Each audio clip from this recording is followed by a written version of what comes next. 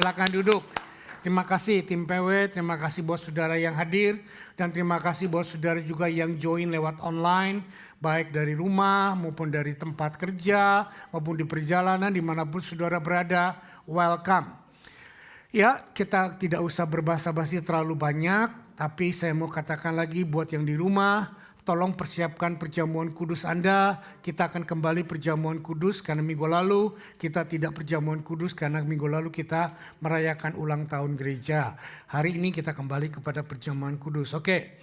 Persiapkan Alkitab saudara yang di rumah, yang di sini mari kita buka. Kalau saudara suka judulnya sangat aneh. Aku lemah sekarang sekalipun aku sudah diurapi. Ya, aku lemah sekarang, bukan kemarin, bukan setahun yang lalu, bukan besok, tetapi today, now. Aku lemah sekarang sekalipun sudah diurapi. Nah, tujuan saya mengupas atau mengeksplor masalah ini adalah dua. Pertama, saya ingin membantah pengajaran yang berkata bahwa kalau orang yang diurapi Tuhan, mereka tidak akan mengalami kelemahan. Mereka tidak akan mengalami kelelahan.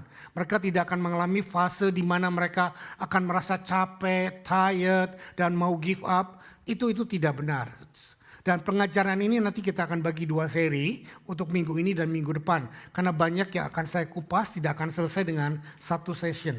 Nah, yang kedua, tujuan saya mengungkap pelajaran ini adalah juga bahwa kita yang tadi saya katakan ekstrem kiri, orang yang diurapi selalu akan kuat, tidak pernah akan lemah, tidak pernah akan mengalami sesuatu problem yang menyakitkan, yang melemahkan.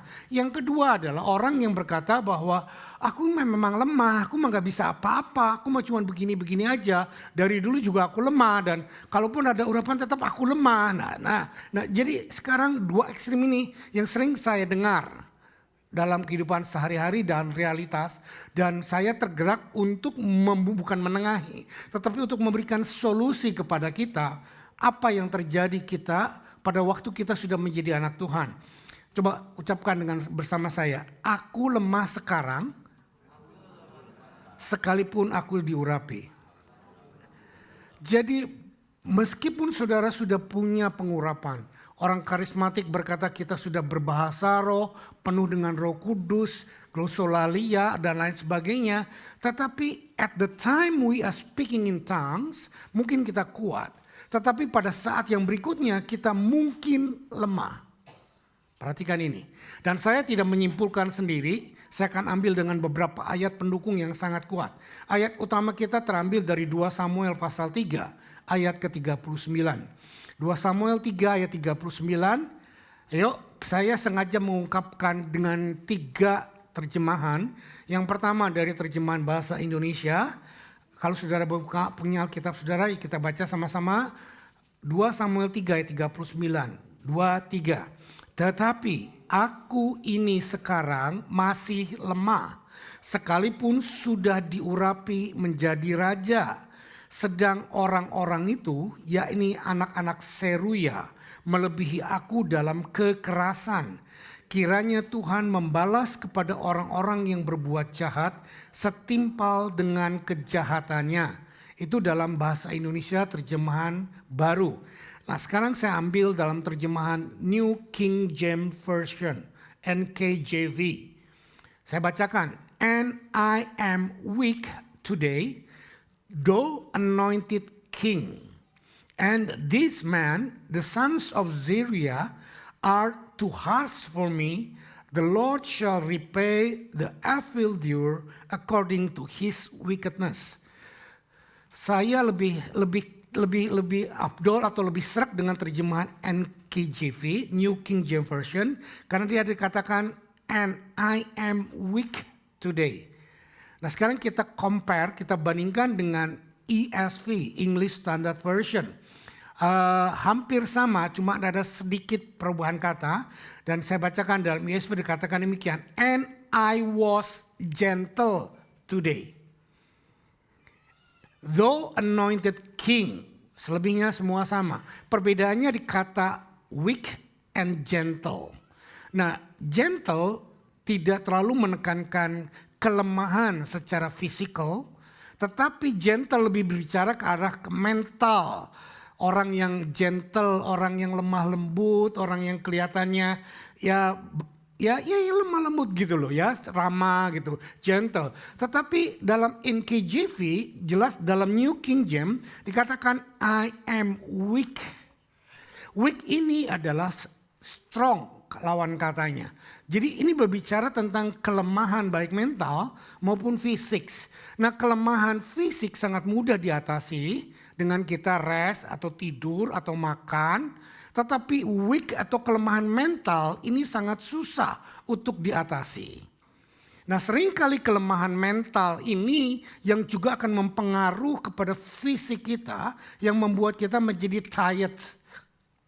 Kelemahan mental punya beban berat, punya persoalan, atau punya pergumulan, atau punya kekhawatiran. Ini akan termanifestasi lewat tubuh sehingga akan muncul juga lewat wajah. Wajah kita yang dikatakan pada bahasa tempo dulu lonjong, wajah pepaya. Bukan wajah semangka. Istilahnya gitu. Masih ingat mungkin orang yang sudah lama di Australia udah lama nggak mendengar ungkapan-ungkapan Indo seperti ini. Kalau wajah yang lagi berduka, lagi susah dibilang lonjong. Kalau wajah yang lagi bersuka cita itu semangka, pumpkin gitu bundar. Ya, itu istilah-istilah tempo dulu. Mungkin anak-anak muda yang lahir dan besar di sini perlu diajarin juga. Kalau pulang ke Indonesia jadi nggak annoying gitu loh. Nah, saya mau mengungkapkan ini. It is possible you are weak mentally and physically, even though you are anointed. Terbukti dari ayat-ayat yang kita baca tadi. Adalah possible. Engkau mengalami kelelahan. Engkau mengalami kelemahan mental. Ayat yang sangat terkenal. Raja Daud dalam Mazmur 23 pun berkata yang sama. Sekalipun aku berjalan dalam lembah kekelaman. Lembah-lembah kekelaman adalah bicara tentang pergumulan yang belum selesai. Yang ongoing proses. Dan itu membuat mentalnya menjadi lemah. Nah, seringkali kita orang-orang karismatik melihat orang-orang yang dalam pergumulan begitu berkata apa? Puasa, doa. Ya, kalau belum selesai lagi puasa 21 hari. Nah, saya mau berkata it's okay, nggak ada masalah seperti itu. Tetapi in certain things, hal-hal yang seperti itu, walaupun kita puasa, walaupun kita berdoa 1 hari 12 jam, it's not gone instantly, tidak hilang begitu saja.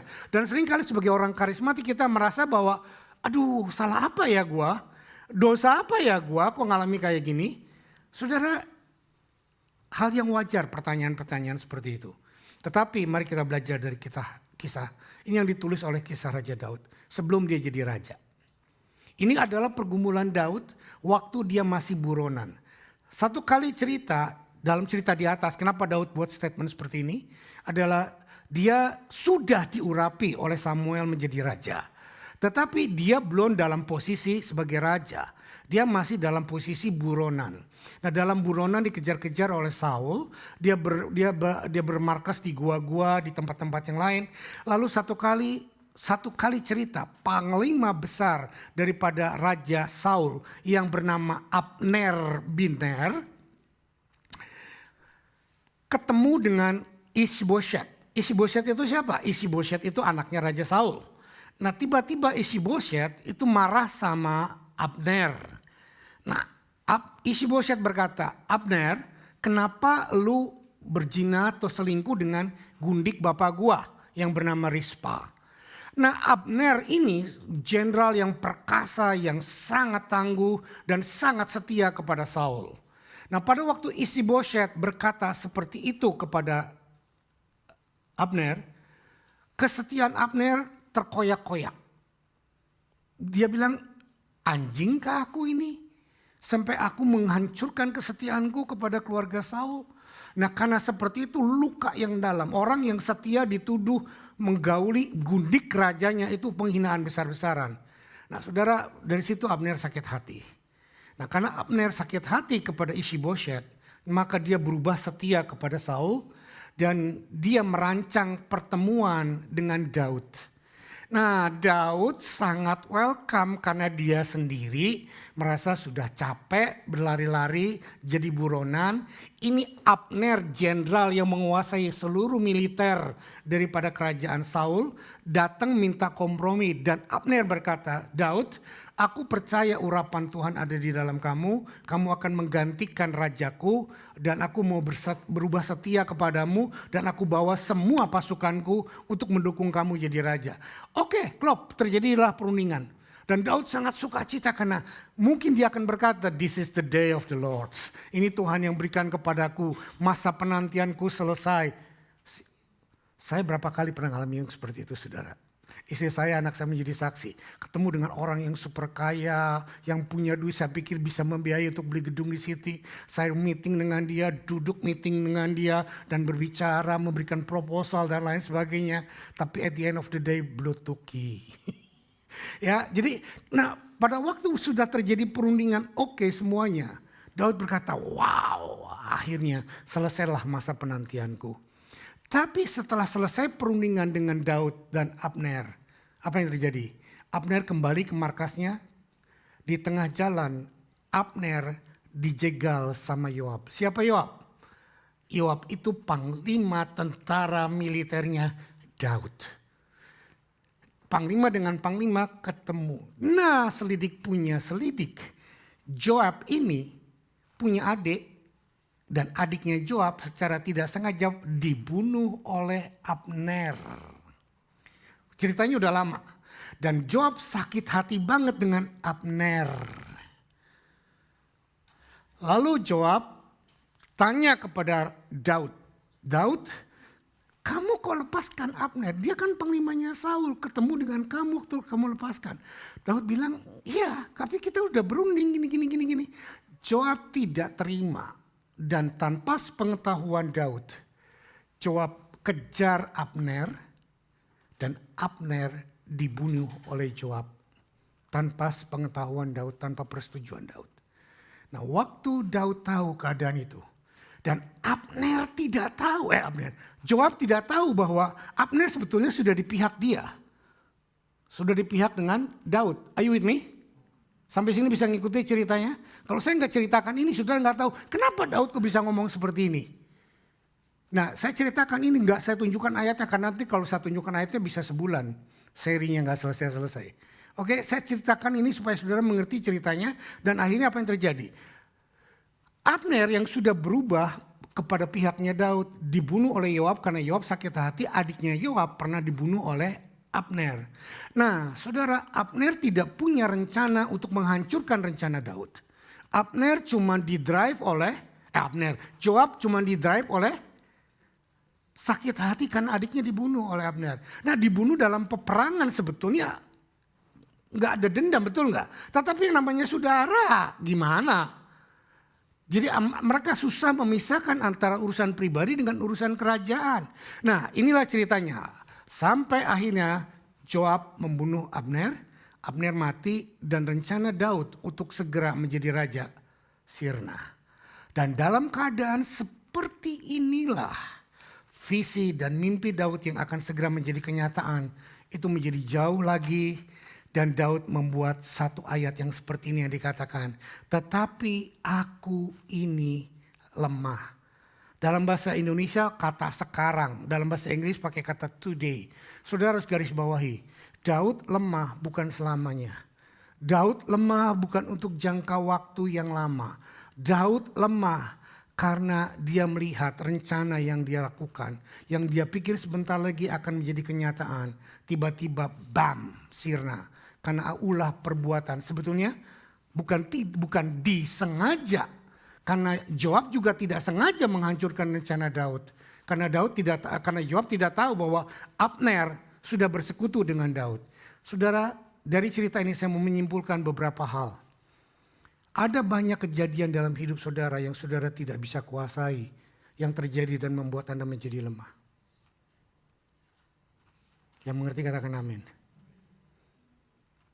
Dan pada waktu Anda tahu, jangan menyalahkan Tuhan. Daud nggak berkata, Tuhan engkau kenapa izinkan? Kenapa engkau izinkan Joab membunuh Abner? Nah, Daud juga tidak marah kepada Abner. Daud tidak berkata, Daud tidak marah kepada Joab karena Joab kan di bawah Daud, mestinya Daud berkata, lu kurang ngajar ya, lu berani berbuat tanpa, enggak, Daud enggak seperti itu. Mari para pemimpin yang ada di sini, when your anak buah melakukan sesuatu yang tidak sengaja mereka tidak ketahui. Halo, are you with me? Belajar dari Daud dan ada kejadian, kenapa Tuhan gak cegah? Tuhan kan tahu bahwa Tuhan sudah urapi aku. Sehingga Daud berkata, meskipun aku sudah diurapi, tapi aku menghadapi kejadian seperti ini, aku lemah. Aku gak bisa buat apa-apa. Hey, orang yang diurapi, you are not almighty God. Orang yang diurapi, Tuhan akan bawa kepada satu sisi, satu posisi bahwa ada hal yang terjadi di luar kendalimu meskipun kau diurapi.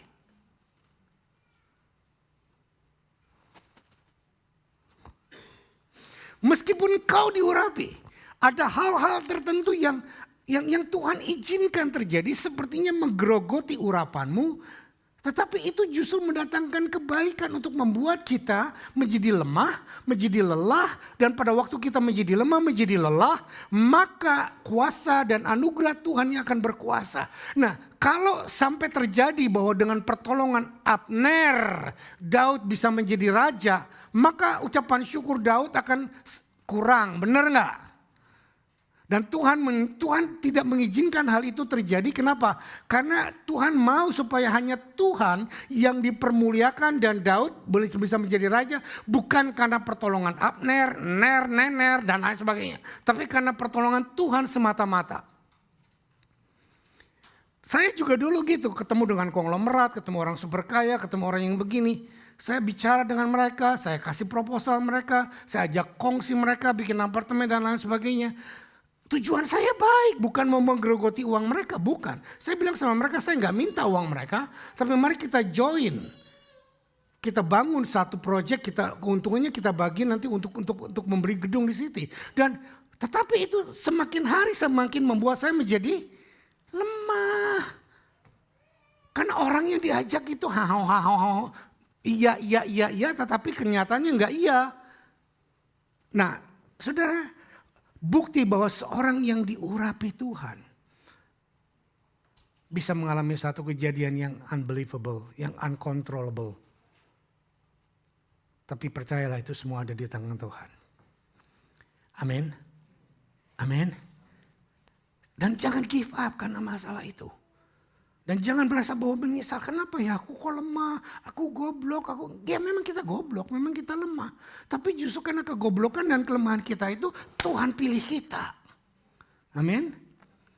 Nah, untuk beberapa hal saya berharap nanti kita akan selesai sampai beberapa contoh. Bukti bahwa pengurapan atau janji atau kuasa dari Tuhan terhadap kehidupan Daud itu bukan cuman kata Samuel. Tapi saudara bisa lihat, kita baca. Slide nomor 3, Mazmur 89 ayat 20 sampai 37. Ini panjang, tetapi saya akan coba dengan pelan-pelan untuk membuktikan bahwa meskipun Daud sudah diurapi, terbukti dalam Mazmur ini, Daud sangat diurapi dan Daud sangat dijanjikan Tuhan mendapat peneguhan janji Tuhan yang luar biasa. Yuk kita baca Mazmur 89 ayat 20 sampai 37 pelan-pelan. Nanti kita akan pecah-pecah dari beberapa ayat dan saya akan jelaskan. Mazmur 89 ayat 21 kalau dalam bahasa Indonesia, yang dalam bahasa Inggris ayat 20. Aku telah mendapat Daud hambaku, aku telah mengurapinya dengan minyakku yang kudus. Halo, itu bukti nggak bahwa Daud diurapi? Tuhan sendiri yang berkata bahwa aku mengurapi Daud dengan minyakku yang kudus. Hei saudara, dengar baik-baik, pengurapan minyak itu zaman perjanjian lama. Tapi zaman perjanjian baru, waktu Anda sudah ditebus oleh darah Yesus dan Anda sudah diselamatkan, itu namanya Roh Kudus sudah tinggal di dalam hidupmu. Amin. Itu sama dengan kau dipilih dan diurapi, itu sama.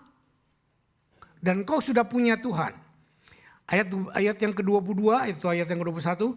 Maka tanganku tetap dengan dia, bahkan lenganku meneguhkan dia. Saudara perhatikan, pilihan Tuhan, urapan Tuhan atas Daud membuat tangan Tuhan menopang dan meneguhkan Daud.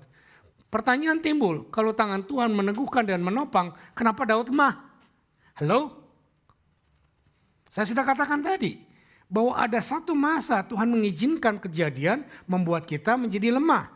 Ayat yang berikutnya, musuh tidak akan menyergapnya dan orang curang tidak akan menindasnya. Saudara perhatikan, apakah perkataan Tuhan ini keliru?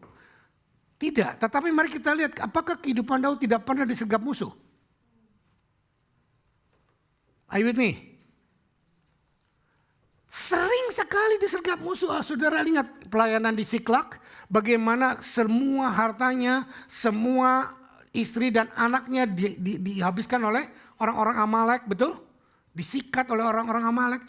Orang yang diurapi pernah dalam satu masa diizinkan Tuhan mengalami kekalahan, mengalami kelemahan. Mungkin engkau diurapi, tetapi saat ini engkau sedang berkata, gue gak tahu mesti buat apa nih gara-gara COVID. Gue gak tahu nih mesti buat apa dalam masalah keadaan. Bisnis lagi dalam gonjang ganjing, keluarga lagi dalam masalah, anak lagi dalam ribut, suami istri lagi repot, perot dan lain sebagainya. Tapi itu bukan keadaan yang Tuhan tetapkan, tetapi itu satu momen dalam hidup kita di mana Tuhan mau menunjukkan, hey, stay there, I'm with you. Oke? Ayat yang ke-24 katakan, aku akan menghancurkan lawannya dari hadapannya dan orang-orang yang akan membencinya akan kubunuh. Saudara perhatikan, ngeri gak? Orang yang benci kita itu benci Tuhan. Dibenci Tuhan. Have you ever thought? Jadi makanya saya bilang anak-anak Tuhan, jangan benci orang. When you hate somebody else, you hate by God. Next. Kesetiaanku dan kasih setiaku menyertai dia. Dan oleh karena namaku, tanduknya akan meninggi. Tanduk itu bicara apa? Apa? Bukan. Tanduk itu bicara apa? Kekuasaan. Tanduk itu bicara area, wilayah daripada yang diberikan kepada hidup kita. Sphere of anointing. Jadi waktu Tuhan mengurapi kita, waktu Tuhan memilih kita, Tuhan memberikan area atau wilayah kekuasaan dengan tanduk yang berdiri. Bukan untuk menanduk orang lain, tapi untuk menanduk keadaan yang tidak sesuai dengan keadaan hidupmu. Jangan salah. Tanduk tanda bicara kekuasaan. Di kitab Wahyu bahwa ada binatang yang bertanduk 10. Nah itu kekuasaan negara-negara dan lain sebagainya. Lambang daripada kemampuan yang Tuhan berikan kepada seseorang. When God anointed you, when God call you, God give you a power. Dengan tandanya horn atau tanduk. Ayat yang berikutnya. Slide nomor 5. Aku akan membuat tangannya menguasai laut dan tangan kanannya menguasai sungai-sungai. Dia pun akan berseru kepadaku, Bapakku engkau, Allahku dan gunung batu keselamatkanku. Ayat yang ke-28, aku pun juga akan mengangkat dia menjadi anak sulung, menjadi yang maha tinggi di antara raja-raja di bumi. Aku akan memelihara kasih setiaku bagi dia untuk selama-lamanya dan perjanjianku teguh bagi dia. Aku menjamin akan adanya anak cucunya sampai selama-lamanya dan tahtanya seumur hidup. Dengar baik-baik, saya berulang-ulang berkata, when you anointed by God and you doing God purpose. Waktu engkau diurapi oleh Tuhan, dipilih oleh Tuhan dan melakukan kehendak Tuhan, maka Tuhan bertanggung jawab akan anak-anakmu. Janji Tuhan kepada yang diurapinya Daud yang pun berkata sama. Bahwa aku akan membesarkan anak-anakmu dan aku akan memeliharanya. Anak-anak cucumu untuk selama-lamanya. Wow. Saudara, jadi hidup kita dengan Tuhan itu harusnya lebih utama daripada kita kerja membina karir, bisnis dan lain sebagainya. Karena kerja karir cuma berapa tahun, berapa puluh tahun untuk hidup saudara. Tetapi waktu Anda hidup dengan Tuhan, berjalan dengan takut akan Tuhan, Anda sedang memelihara generasi demi generasi. Amin. Slide nomor 6. Jika anak-anaknya meninggalkan Tauratku dan mereka tidak hidup menurut hukumku. Saudara perhatikan. Walaupun Tuhan berjanji bahwa dia akan memelihara anak-anak keturunan Daud. Tapi mungkin ada satu masa anak-anaknya keturunan Daud akan meninggalkan Tuhan. Yes, that it is. Kalau ada satu masa kehidupan anak-anakmu sekarang sedang meninggalkan Tuhan, jangan menjadi lemah, jangan menjadi lelah, jangan menjadi mundur. Tuh Tuhan kok gak jamah anakku? No. Amsal pun berkata yang sama bahwa didiklah anakmu dengan segala kebenaran, maka pada waktu dia bertumbuh dia akan menyimpang sedikit dan tidak pernah jauh dari apa simpangannya. Dan bahkan nanti mereka akan kembali. Bayangkan kalau kita gak ajar. Bablas terus, kalau diajar pun masih bisa menyimpang. Halo? Nangkep gak? Kita sering berpikir yang sangat pragmatis. Kalau aku benar anakku gak pernah menyimpang. No, Tuhan gak ngomong gitu. Mungkin saja terjadi penyimpangan, mungkin saja terjadi deviation. Tapi mereka tidak akan pernah jauh dan tidak akan pernah lama. Karena Tuhan akan membawa mereka kembali. Ayat yang ke-32 berkata bahwa jika ketetapanku mereka langgar dan tidak berpegang pada perintah-perintahku, maka aku akan membalas pelanggaran mereka dengan gada dan kesalahan mereka dengan pukulan-pukulan. Tetapi kasih setiaku tidak akan kujauhkan daripadanya dan aku tidak akan berlaku curang dalam hal kesetiaanku. Aku tidak akan melanggar perjanjianku dan apa yang keluar dari bibirku tidak akan kuubah. Saudara pegang mati ayat-ayat ini. Bukti bahwa Tuhan memanggil hidupmu untuk menjadi anaknya, mengurapimu, bahkan keturunanmu, anak cucumu Tuhan jagai, Tuhan pelihara. Hafalkan ayat ini waktu engkau bertemu dengan keadaan yang sebaliknya. You may be tired, you may be weak, but don't give up. You with me? Slide nomor 7. Sekali aku bersumpah demi kekudusanku, tentulah aku tidak akan berbohong kepada Daud. Anak cucunya akan ada untuk selama-lamanya dan tahtanya seperti matahari di depan mataku. Seperti bulan yang ada selama-lamanya, suatu saksi setia di awan-awan. Saudara perhatikan, dengar baik-baik, sampai Yesus sendiri lahir dari keturunan Daud. Itulah tanda bukti janji setia Tuhan kepada Daud. Janji setia Tuhan kepada orang yang diurapi pun sama. Jadi sudah jangan pikir Daud kan sangat spesial. Daud spesial. Tapi apakah Yakub nggak spesial? Every one of us special. Minggu depan kita akan lihat bahwa pada waktu kita sungguh-sungguh hidup dalam pengurapan Tuhan, Yesaya berkata nanti generasi keturunan kita akan dipelihara dengan bahkan mereka akan lebih hebat daripada kita. Kenapa? Zaman saya kecil belum ada generasi stiker, belum ada wristwatch, pergelangan karet yang bertulisan full gospel, milik Tuhan, Tuhan hebat, not fear dan lain sebagainya. Benar gak? Saudara jangan ketawa. Saya ketemukan itu Yesaya sudah menubuatkan dulu. Berapa ribu tahun zaman Yesaya sebelum zaman bumper stiker dan tulisan-tulisan stiker, bahkan gelang-gelang semua berisikan rohani itu ada. Tetapi Yesaya sudah menuliskan akan ada yang demikian. Makanya jangan gak datang minggu depan, promosi.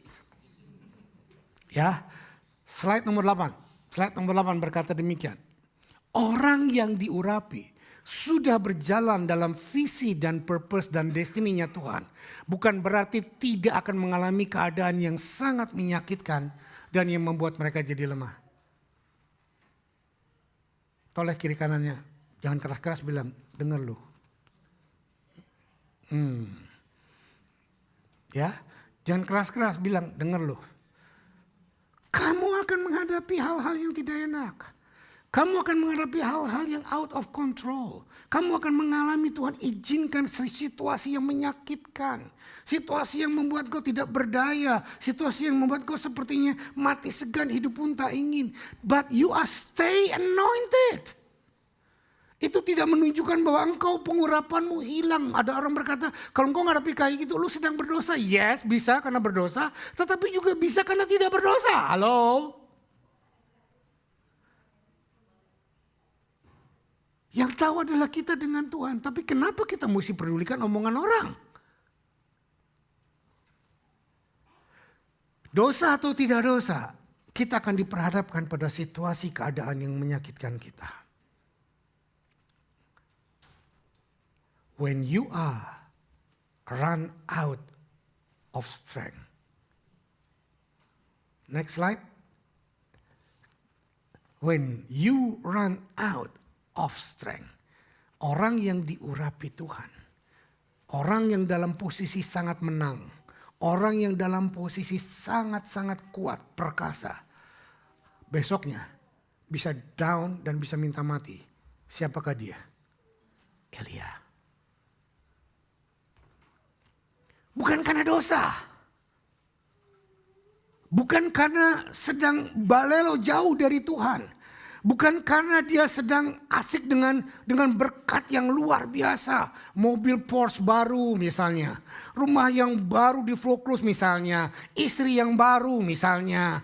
Bukan yang seperti itu. Tetapi hidup di dalam kemenangan baru membantai 400 Nabi Baal. 450 Nabi Asyitoret. Dan Elia sangat perkasa sekali. Dia bilang lebih baik aku mati bersama dengan Tuhan. Dia menurunkan api. Tapi begitu muncul yang namanya Isabel. Tahu Isabel? Isabel gue sama dia gitu loh ya. Jadi Isabel, Ratu Isabel dan berkata satu kalimat. Kalau besok aku tidak akan mengancam kamu dan membunuh kau seperti Nabi-Nabi Baal. Nah, hanya dengan perkataan seorang wanita, Elia lari pontang-panting. Wow. Katanya nabi yang diurapi, nurunkan api, nurunkan mujizat, membunuh Nabi Baal sendirian. Tapi begitu keluar seorang wanita dan ngomong, dia lari pontang-panting. Saudara dengar, sometimes kita mengalami yang sama, mungkin kejadiannya berbeda. Satu momen kita wow luar biasa, berapi-api menggedebu-debu sampai akhirnya semua menjadi debu. Banyak kali saya lihat orang-orang yang baru bertobat maju tak gentar membela yang gak tahu yang mana. Wah saya rajin Pak ke gereja, wah saya luar biasa. Sampai saya lebih senang ada di gereja daripada sekolah, kaplok. Saya tanya sama dia, bukannya senang, saya tanya sama dia, kamu kemarin buat apa? Sekolah. Lah kenapa bisa lebih senang di gereja daripada di sekolah? Mungkin kalau pendeta lain demen dengar kayak gitu, mereka bilang wah gila pengajaran gue luar biasa. Mengubah dia sampai dari gak mau sekolah. It's not that. Saudara, kembalikan kepada posisi yang sebenarnya. Pada posisi kalau dia rohani, kalau dia sungguh-sungguh benar di hadapan Tuhan, dia dipanggil sekolah tapi dia gak mau sekolah. Nah, apa namanya? Oke. Tapi mari kita lihat bahwa sehebat apapun kita pasti akan mengalami satu sandungan, satu persoalan, satu problem yang membuat kita menjadi lemah. 1 Raja-Raja 19 ayat 3 sampai 8. Yuk kita baca. Ayat 3 sampai 8. 2, 3.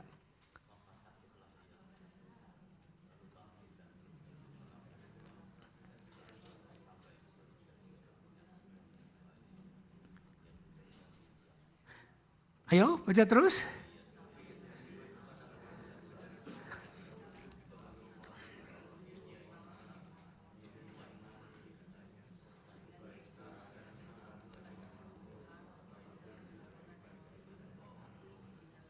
Yang di rumah juga baca ya, jangan diam ya.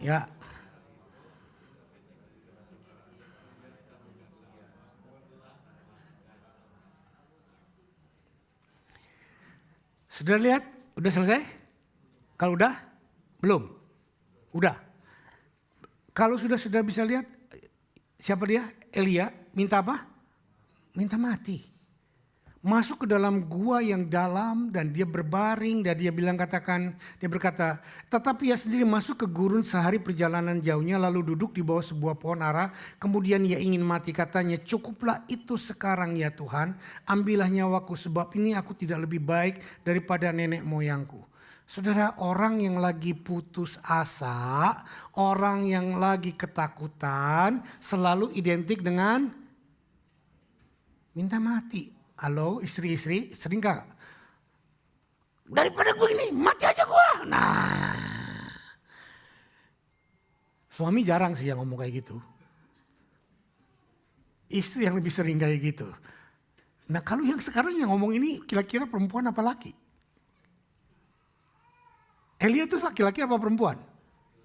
Laki-laki. Nah, tapi lagi dalam keadaan mental breakdown, laki-laki juga gak beda dengan perempuan. Elia yang perkasa kayak gitu, ya sudahlah Tuhan aku mati aja, ya yang ngancem tuh cewek.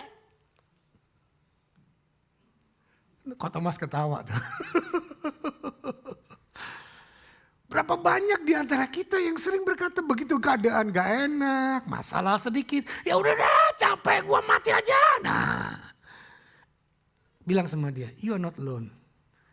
Ada temannya, seorang nabi yang hebat, yang menang, tetapi dia minta mati. Dia putus asa. Kenapa? Dia tidak melihat jalan buntu, dia tidak melihat persoalan besar, dia melihat kemenangan besar. Dengar baik-baik, ini namanya anti klimaks. Apa itu anti klimaks? Kebalikan daripada klimaks.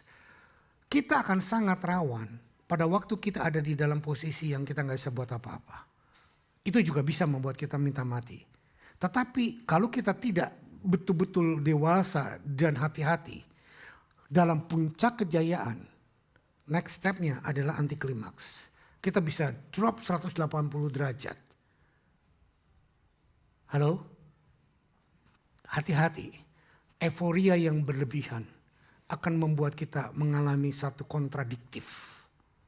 Nah, tetapi itu gejala kejiwaan. Dan Tuhan izinkan. Kenapa Tuhan izinkan? Tuhan tahu gak waktu Elia lari? Tahu. Tuhan tahu gak waktu Elia masuk ke gua? Tahu. Dari mana buktinya tahu? Buktinya Tuhan samperin dengan malaikat. Benar gak? Dan berita baiknya adalah ini. Saudara mungkin lemah. Saudara mungkin lari dari Tuhan, saudara mungkin melakukan hal-hal yang aneh, saudara mungkin berkata yang sia-sia, tetapi Tuhan sayang Anda. Kok gak ada amin? Tuhan cari Anda.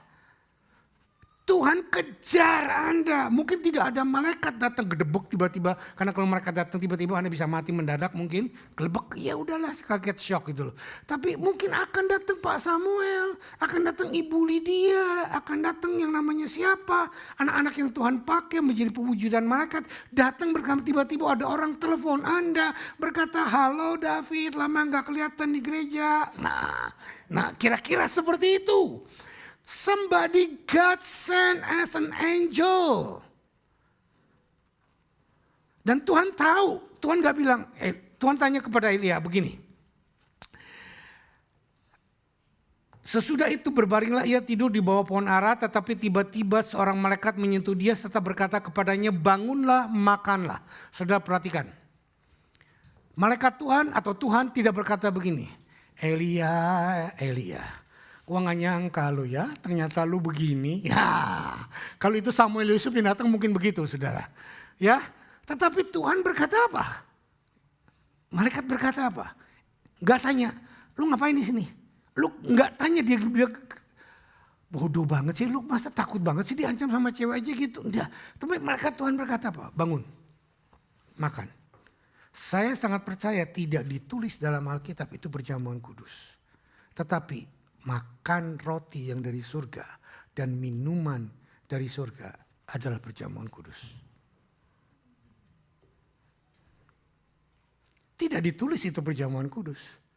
Tetapi malaikat bawa roti, bukan beli roti di bakery, bukan. Ini perjalanan ke padang pasir 1 hari. Mau beli roti di mana?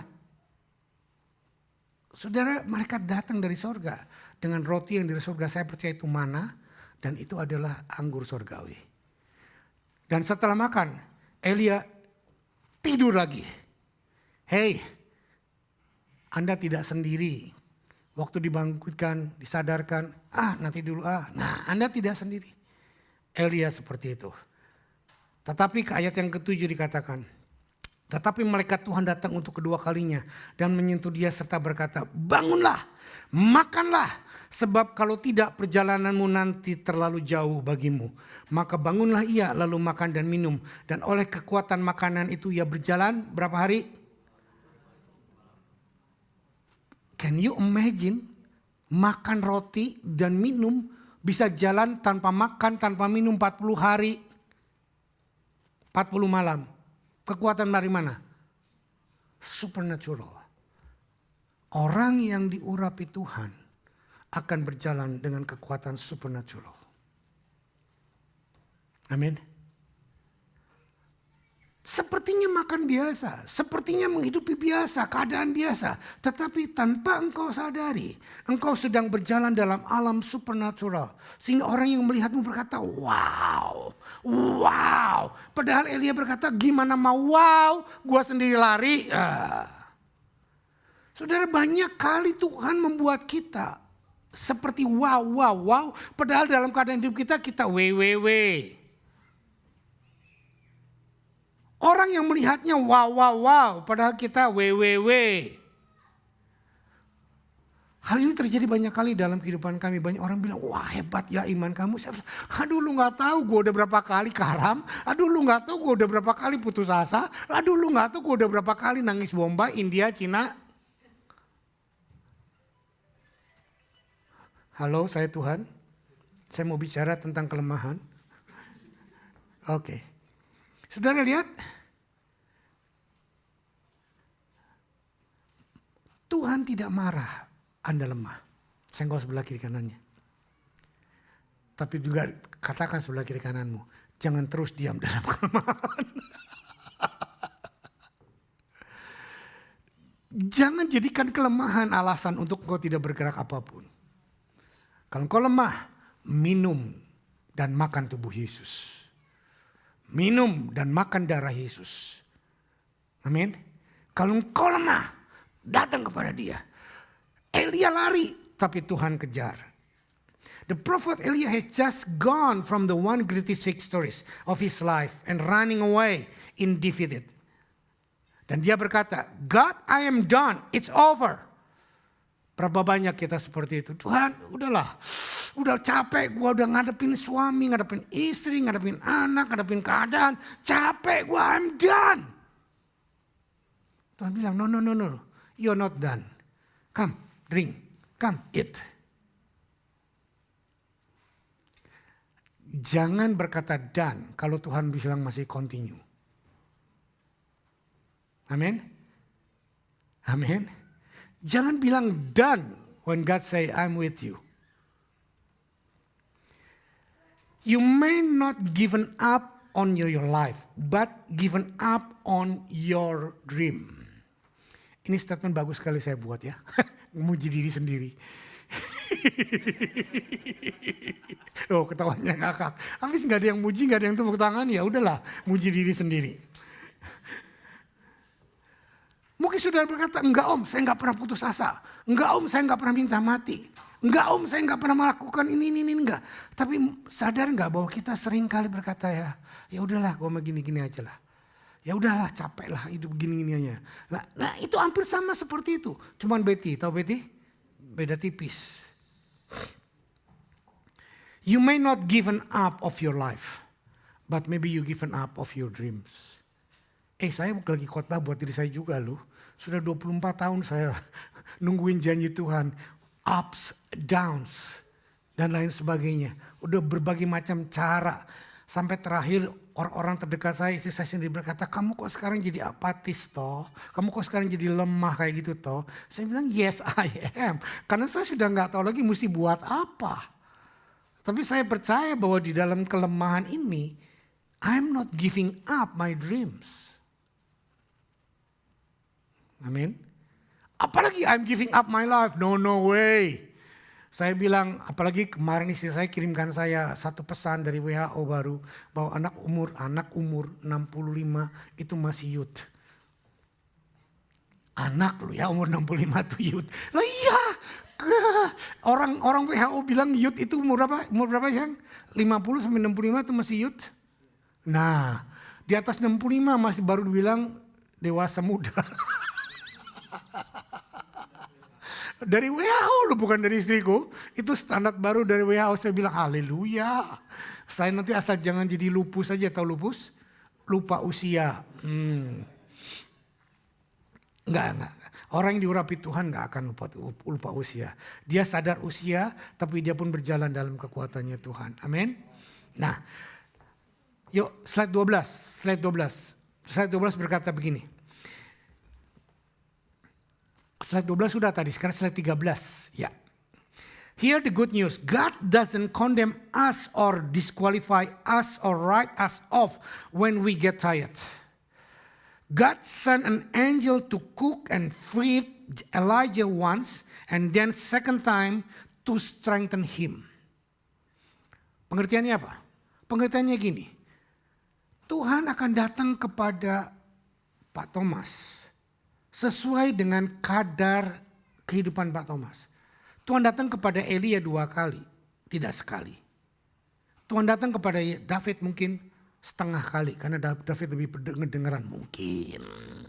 Jangan mungkin, pasti ya. Ya, Tuhan datang mungkin ke saya 4-5 kali. Tapi yang saya mau katakan di sini adalah ini. God will come approaching you. Sampai engkau benar-benar mengerti. Dan kau dijamah oleh Tuhan dengan benar. Karena Tuhan, saya nggak percaya Tuhan yang baik, Tuhan yang maha kasih. Tuhan berkata begini, aku sudah berkata sama Samuel, dia nggak ngerti, ya udah, itu kan urusannya dia yang goblok. Saya nggak percaya Tuhan saya akan begitu. Berapa banyak kita sering begitu? Kamu udah ngomong belum? Udah, dia nggak ngerti, ya udah itu urusannya dia. No. Kalau Tuhan saya percaya, kalau dia ngomong pasti penting. Dan dia pasti membuat kita mengerti dengan apa yang dia omongkan. Buktinya Elia aja sekali teler makan, terus minum dulu, tidur lagi, beledak. Terus dibiarin sama malaikat tuh yang kedua kali dibangunkan, bangun makan lagi. Nah baru setelah itu Elia sadar bahwa dia aku harus jalan. Dan dia tanpa disadari jalan 40 hari 40 malam tanpa makan, tanpa minum. Saudara dengar baik-baik, mujizat yang betul-betul nyata signifikan dalam hidupmu adalah waktu engkau berjalan tanpa engkau menyadari bahwa itu mujizat sedang terjadi. Nah kan maksud saya? Mujizat yang sangat besar adalah mujizat yang sedang engkau jalani tanpa engkau menyadari bahwa itu sebuah mujizat. Are you with me? Contohnya yang paling besar apa? Keselamatan. Keselamatan adalah mujizat terbesar yang pernah Tuhan Yesus kerjakan di atas muka bumi. Kita menjalaninya dari mulai saat kita bertobat sampai sekarang. But sometimes we don't realize that we are saved. Sepertinya biasa-biasa saja, but that is the greatest miracle on earth.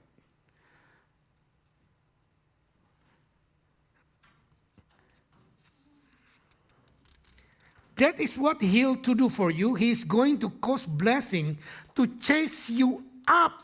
Amen. Amen. Satu contoh lagi, setelah itu akan saya selesai.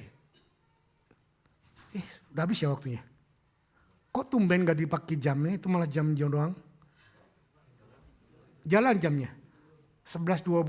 Saya harus berhenti jam berapa? Masih 11 menit lagi, oh cukup. Karena pikirannya ke gue, saya pikir itu jam 11 sekarang gitu loh. Gak taunya 11 menit. Ya maklumlah umatku binasa karena kurang pengetahuannya, saya kurang pengetahuan. Oke, slide 14. Kita baca dari kisah Paulus, orang yang kita anggap hebat, orang yang kita anggap luar biasa. 2 Korintus 12 ayat 9-10, yuk kita baca sama-sama 2-3. Tetapi jawab Tuhan kepadaku, cukuplah kasih karuniaku bagimu, sebab justru dalam kelemahan kuasaku menjadi sempurna. Sebab itu terlebih suka aku bermegah atas kelemahanku, supaya kuasa Kristus turun menaungi aku. Karena itu aku senang dan rela dalam kelemahan, di dalam siksaan, di dalam kesukaran, di dalam penganiayaan, dan dalam kesesakan oleh karena Kristus. Sebab jika aku lemah maka aku, haleluya. Tidak ada orang yang sehebat Paulus. Rasanya dia ayat 10 berkata, karena itu aku rela dalam kelemahan. Karena aku rela disiksa. Aku rela dalam kesukaran. Waduh men. Orang ini luar biasa sekali ya. Saudara lihat. Di dalam penganiayaan dan di dalam kesesakan. Bukan oleh karena dosa, bukan oleh karena kelemahan, bukan oleh karena kurang ajar kita, bukan karena kemalasan kita, tapi oleh karena Kristus. Jadi siapa bilang kalau Anda berjalan dalam kebenaran Kristus, Anda tidak mengalami aniaya? Anda tidak mengalami proses, Anda tidak mengalami persoalan, Anda tidak akan mengalami fitnahan, Anda tidak akan mengalami penyakit, Anda tidak akan mengalami masalah, Anda tidak akan mengalami sesuatu yang backstabbing, pengkhianatan, dijelekan, difitnah dan lain sebagainya. Saudara, it's on the way. Pasti akan terjadi dalam hidup kita. Dan Tuhan mengizinkan hal-hal seperti itu. Bukan karena kita dosa. Paulus enggak berbuat dosa. Paulus membuat statement ini karena dia berdoa kepada Tuhan. Tuhan, ini ada setan di dalam hidupku.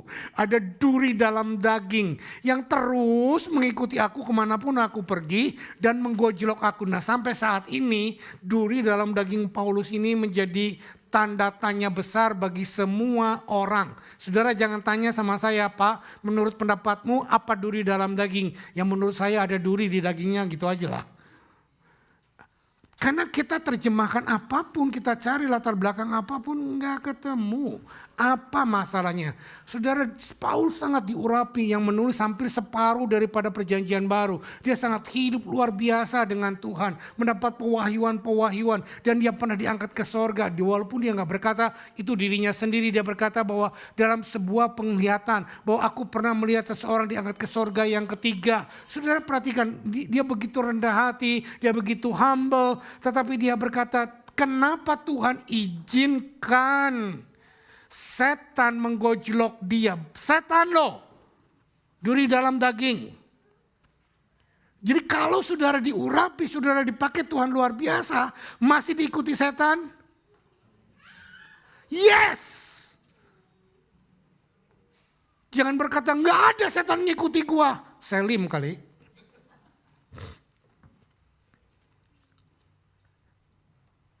Tapi yang nggak ada, yang saya bisa janjikan, setan mungkin ngikuti Anda, ngikuti saya. Tapi setan tidak bisa masuk ke dalam Anda dan ke saya. Ini yang saya janjikan, ini yang Alkitab katakan. Setan bisa menghancurkan pelayanan kita, yes. Tapi setan tidak bisa menghancurkan kehidupan kita. Setan bisa menggojlok kita, mental kita, kejiwaan kita. Dibuat susah walaupun kita jadi anak Tuhan. Terus mikirin, nanti kalau gua gini gimana? Nanti kalau papa gua mati gimana? Nanti kalau mama gua mati gimana? Nanti. Semua pakai nanti. Kenapa kita mesti berjalan nanti? Orang yang diurapi berjalan now. David pun berkata bahwa I am weak now, today. Jangan berjalan dengan tomorrow. Slogan yang sangat bagus, saya suka sekali, bahwa berjalanlah dari hari ke hari karena kita tidak tahu apa yang tomorrow akan terjadi. Tetapi yang pasti kita nggak perlu takut akan tomorrow karena kita tahu siapa yang pegang tomorrow. Amin. Saudara, saya belum berani seperti Paulus berkata, karena itu aku senang dan rela dalam kelemahan. Oh my God. Senang dan rela dalam kelemahan. Sekarang yang diajarkan oleh gereja-gereja, wah Anda kuat, Anda perkasa, Anda luar biasa. Sampai akhirnya lupa sama Tuhan. Karena saking perkasanya dia menganggap dirinya sendiri yang paling hebat. Saudara, Paulus berjalan dalam kelemahan, dalam siksaan, dalam kesukaran, dalam penganiayaan, dalam kesesakan. Karena Kristus, bukan karena kesalahannya. Bukan karena dia salah doktrin. Bukan karena dia salah berbuat. Bukan karena dia jatuh dalam dosa. Tapi karena Kristus. Tuhan izinkan orang fitnah kita. Tuhan izinkan orang kata-katain kita. Tuhan izinkan kita diperhadapkan dengan keadaan sepertinya unfair. Jangan pernah bilang saya menuntut fair. Saudara jadi anak Tuhan, engkau diperhadapkan tidak fair. Kenapa? Supaya Tuhan menolongmu. Engkau mendapat anugerah lebih daripada fair. Ini yang harus kita dengungkan. Kalau Anda menuntut fair, namanya Anda menuntut right. Anda menuntut hak. Pada waktu Anda menuntut hak, Anda kehilangan Tuhan. Karena waktu Anda menuntut hak, Anda mau kemauanmu, keinginanmu, kebenaranmu yang nyata. Tetapi Tuhan mau supaya kita semua dihabiskan, dikosongkan. Sampai akhirnya menjadi seperti Paulus. Waktu Anda berdoa seperti Paulus berdoa, bahwa Tuhan tolong nih, tolong nih. Semua duri dalam daging, semua utusan-utusan setan yang terus mengojolok aku nih, pergiin Tuhan. Bukan sekali loh Paulus berkata, 3 kali Paulus berdoa. Tetapi Tuhan bilang enggak, cukuplah kasih karuniaku bagimu. Sebab justru dalam kelemahan kuasaku menjadi sempurna. Ini loh statement ini. Kita kelihatan cacat di depan orang. Kita kelihatan bodoh di depan orang. Kita kelihatan lemah di depan orang. Supaya waktu rencana Tuhan jadi. Kita sendiri gak bisa ngomong, gua lo yang kuat. Nah, dia lo yang tolong gua, bukan. Si Anu lo yang berjasa dalam hidup gua, enggak. Tetapi justru seperti pandangan manusia, impossible. Nggak mungkin terjadi, hancur mimpiku. Tapi Tuhan mau berkata, yes, but I'm going to raise it up back again to you. Karena itu aku senang dan rela dalam kelemahan. Like Paul, you may have respond to settle where you are. What you didn't get, what people said, and the odds may be against you. But the good news is that God is for you. Saudara, jangan minta bukti. Kalau lu gak percaya gua benar, tuh lihat banyak orang lain yang membela gua. Saudara, dengar baik-baik. Orang yang dibela Tuhan belum tentu majority. Halo? Orang yang dibela Tuhan belum tentu majority. Tapi saya mau yakinkan, orang yang dibela Tuhan juga never alone. Are you with me? Orang yang dibela Tuhan paling enggak ada 4 orang. You, Bapa, Anak, dan Roh Kudus. You never alone. Mungkin gembalamu tidak mengerti pergumulan hidupmu. Mungkin suamimu atau istrimu, anakmu tidak mengerti apa yang sedang kau hadapi. Jangan menuntut mereka mengerti. Jangan menuntut mereka untuk mengerti. Tetapi ada 3 oknum yang mengerti. Bapa, Anak, dan Roh Kudus. Dan jangan pernah berpikir bahwa Bapa, Anak, dan Roh Kudus akan mengerti pada waktu engkau melakukan yang benar. No, meskipun engkau melakukan yang salah. Elia salah apa enggak? Salah, lari dari ancaman Isabel, masuk ke gua. Dia namanya self pity, dia betapa malang nasibku. Meratapi diri, orang-orang yang sedang putus asa biasanya self pity. Tidak dengan Paul. Paul tidak self pity, tetapi dia pun berkata bahwa aku sesak, aku capek, aku lelah. Respon-respon orang berbeda-beda.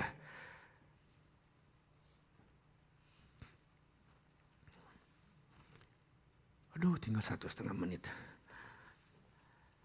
17. Nah, kita baca.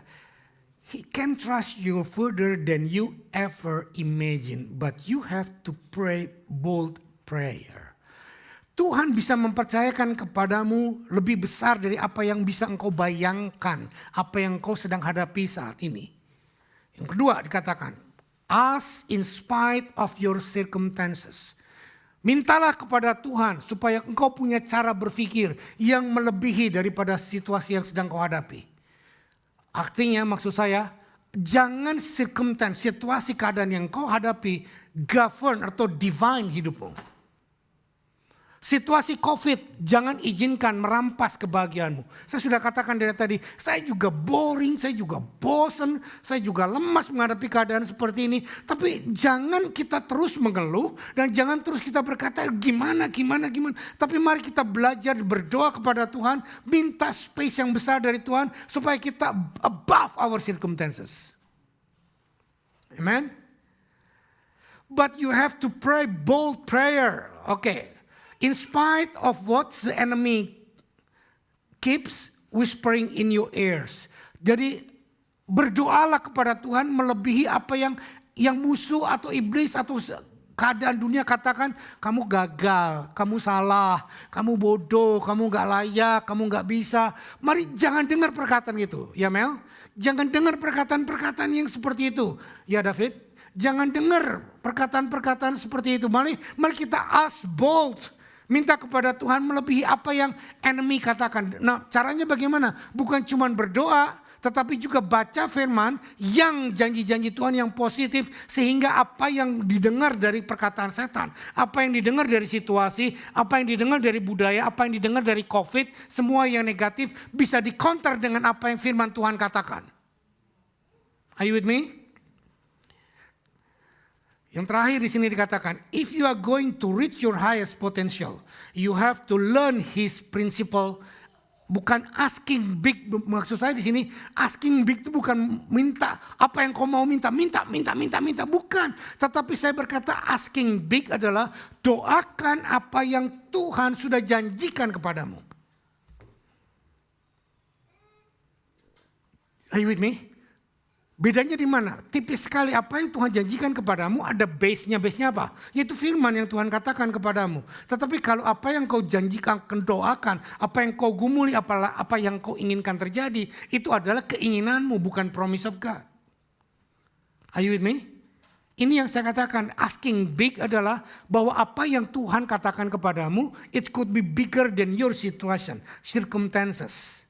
Nah, sebagai penutup, saya minta waktu mungkin 2 menit, 3 menit. Saudara, ada orang berkata, keadaan dunia saat ini sangat berbeda, sangat berubah dengan keadaan dunia yang dulu. Iblis yang sekarang kita hadapi adalah iblis yang luar biasa. Are you with me? Amin? Sangat benar. Saya mau kasih satu gambaran cerita yang sangat hebat.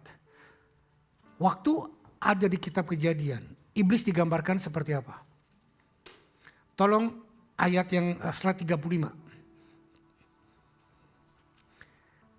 Kejahatan dan kerusakan zaman akan semakin parah sesuai dengan gambaran keadaan iblis di dalam Alkitab. Iblis di kitab Kejadian digambarkan sebagai apa? Ular. Dalam kitab Petrus dikatakan seperti singa. Di kitab Wahyu disebutkan seperti naga. Tolong 36, baca ayatnya. Bukan saya yang menyimpulkan. Saudara baca ayatnya. Kejadian 3 ayat 1. Adapun ular, ialah yang paling cerdik dari segala binatang di darat yang dijadikan oleh Tuhan Allah. Ular itu berkata kepada perempuan itu, tentulah Allah berfirman, semua pohon dalam taman ini jangan kamu makan buahnya. Ular, betul kan? Iblis dilambangkan ular. Lalu zaman berubah. Petrus melihat sekarang iblis tidak lagi seperti ular. 1 Petrus 5 ayat 8. 1 Petrus 5 ayat 8 berkata apa? Sadarilah dan berjaga-jaga. Lawanmu siapa? Si iblis berjalan keliling sama seperti singa yang mengaum-ngaum dan mencari orang yang dapat ditelannya. Kejadian Adam dikalahkan oleh ular. Tetapi ilah zaman sekarang, dunia ini berkata apa? Zaman perjanjian baru seperti singa mengaum-ngaum. Ular sama singa serem mana? Dua-duanya serem, tapi serem mana? Serem singa. Ketemu ular kita main tebas aja pakai tongkat bisa, tapi ketemu singa. Iya kan? Iblis bertumbuh dari ular menjadi singa. Tetapi yang paling keren sekarang, iblis dalam perjanjian baru akhir zaman. Kitab Wahyu berkata apa? Wahyu 12 ayat 9. Kita baca 2-3. Dan naga besar itu si ular tua yang disebut iblis atau Satan yang menyesatkan seluruh dunia dilemparkan ke bawah. Ia dilemparkan ke bumi bersama-sama dengan malaikatnya. Saudara perhatikan ya saya. Dari kitab Kejadian ular, dari zaman perjanjian baru singa, zaman akhir zaman naga. Iblis bertumbuh. Kalau you and I tidak bertumbuh, kita cuma mandang iblis, ular. Kita ditelan oleh naga. Itu sebabnya akhir zaman. Kitab Wahyu banyak anak-anak Tuhan yang ditelan oleh naga. Mereka takut, mereka memberitakan firman tapi dengan kata yang menakutkan. Akhir zaman takut begini, nanti antikris berkuasa. No, itu semburan naga. Kenapa? Karena iman kita yang tidak bertumbuh.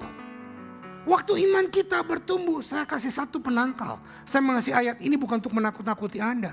Kalau iblis bertumbuh, kita anak-anak Tuhan lebih bertumbuh. Kita lemah di dalam situasi, tetapi kuat di dalam roh. Kita baca Mazmur 91. Tuhan sudah memberikan penangkalnya. Mazmur 91 berbicara orang yang berlindung dalam naungannya Tuhan. Dari ayat 1 sampai selesai, itu bicara tentang bagaimana perlindungan Tuhan atas hidup kita. Kita baca ayat Mazmur 91 ayat 13 dengan kuat. 2, 3. Singa dan ular tedung. Stop. Singa gambaran dalam perjanjian baru. Betul? Ular tedung dalam penggambaran perjanjian lama. Betul? Akan kau langkahi.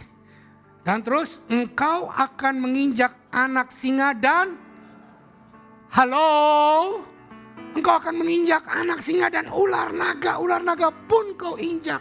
Why? Because you live under the mighty hand of God.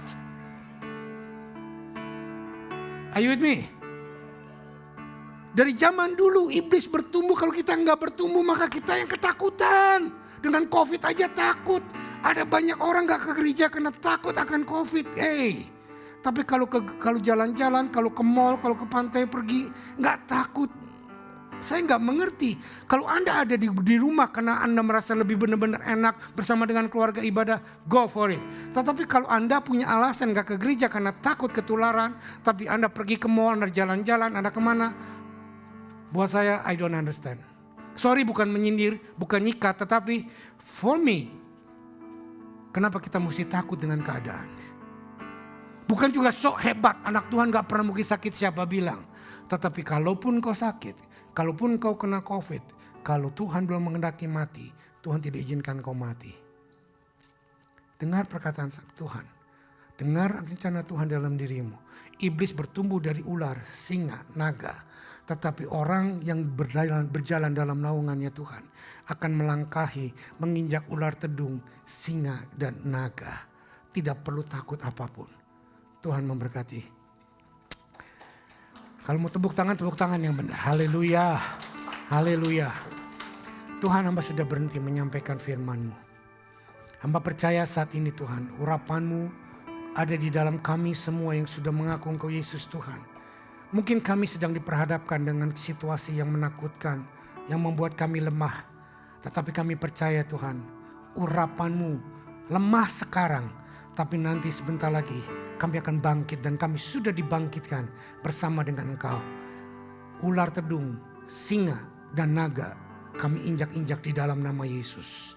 Dan kami percaya Tuhan, COVID kah, kesulitan keuangan kah, kesehatan kah, hubungan suami istri, rumah tangga kah, apa saja.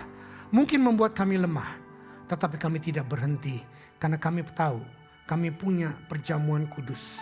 Seperti Elia, Engkau berikan makanan, mana dari sorga dan minuman dari sorga. Sehingga dia berjalan dalam kuasa supernatural. Sekarang juga Tuhan, baik kami yang di sini maupun kami yang di rumah, kami akan berjalan dalam kuasa natural-Mu. Hamba-Mu mempersekutukan roti ini dengan tubuh-Mu, cawan anggur minuman dengan darah-Mu, benar-benar menjadi makanan dan minuman yang sejati, sehingga kami berjalan sampai kepada purpose dan destiny kami, sampai kepada tujuan. Semua rencana-Mu tidak ada pun yang satu pun yang gagal. Dalam nama Yesus. Amin. Kita bangkit berdiri.